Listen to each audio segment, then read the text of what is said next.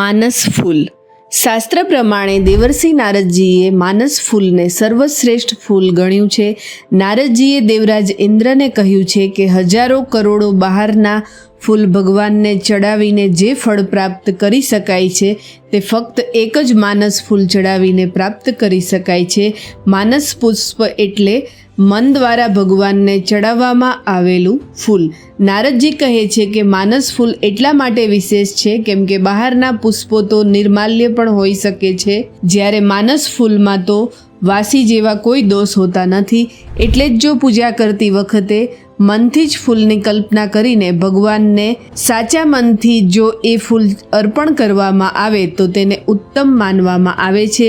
માનસ ફૂલ ચડાવવાનો એ અર્થ બિલકુલ નથી કે રોજ માનસિક ફૂલ જ અર્પણ કરવા, પણ જો કોઈ કારણોસર ફૂલ નથી મળતા તો આ રીતે માનસ ફૂલથી કરેલી પૂજાનું ભગવાન વિશેષ ફળ આપે છે. જય માતાજી.